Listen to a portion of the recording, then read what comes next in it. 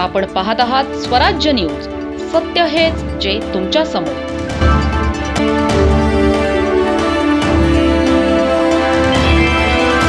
धुळे शहरात एलपीजी गॅसच्या तुटवड्यामुळे नागरिकांना मोठ्या अडचणींचा सामना करावा लागत आहे.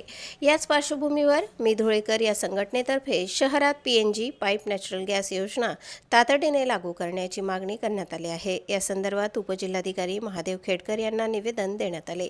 मागील एका महिन्यापासून आखाती देशातील युद्धजन्य परिस्थितीमुळे एलपीजी गॅसचा पुरवठा विस्कळीत झाल्याचे निवेदनात नमूद करण्यात आले आहे. दरम्यान वितरकांकडे सिलेंडरचा तुटवडा निर्माण झाल्याने नागरिकांना त्रास सहन करावा लागत आहे. काही ठिकाणी गॅस सिलेंडरचा काळा बाजार होत असल्याची तक्रारही करण्यात आली आहे. ज्या शहरांमध्ये पीएनजी योजना सुरू आहे तेथे अशा समस्या निर्माण झालेल्या नाहीत. पीएनजी गॅस हा एलपीजीपेक्षा स्वस्त, सुरक्षित व पर्यावरणपूरक असल्याचे निवेदनात स्पष्ट केले असून पीएनजीची गळती झाल्यास पीएनजी गॅस हवेत मिसळत असल्याने आगीचा धोका कमी असल्याचेही सांगण्यात आले. वाढती लोकसंख्या आणि शहराचा विस्तार लक्षात घेता धुळ्यात पीएनजी योजनेची गरज यावेळी अधोरेखित करण्यात आली.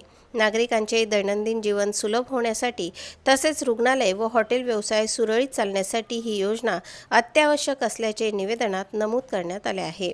यावेळी मी धुळेकर संघटनेचे अध्यक्ष निरंजन भतवाल यांच्यासह अन्य पदाधिकारी उपस्थित होते. प्रतिनिधी गोकुळ देवरेसह स्वराज्य न्यूज धुळे. आखाती भागात युद्ध सुरू आहे व युद्ध सुरू असल्यामुळे एलपीजी गॅसचा खूप तुटवडा निर्माण झाला आहे आणि मुख्यतः एलपीजी गॅसचा काळाबाजारी पण सुरू आहे. काळाबाजार सुरू आहे व सामान्य नागरिकांना खूप त्रास होत आहे. या धर्तीवर मी धुळेकर संघटनेतर्फे माननीय जिल्हाधिकारी साहेबांना निवेदनातून मागणी करण्यात आली आहे की धुळे शहर हे महानगरपालिकेचे शहर आहे आणि लोकसंख्या पण खूप झपाट्याने वाढत आहे आणि कॉलन्या परिसर आणि मोठमोठ्या बिल्डिंगा पण धुळे शहरात उभ्या राहत आहेत, ह्या सिस्टीम वगैरे. तर अशावेळी एलपीजी गॅसचा जो तुटवडा किंवा त्याचा सप्लायचा जो प्रॉब्लेम आहे तो दूर करण्यासाठी धुळे शहरातसुद्धा पीएनजी गॅसचा जो यंत्रणा किंवा योजना सुरू करावी अशी मी मागणी केली आहे.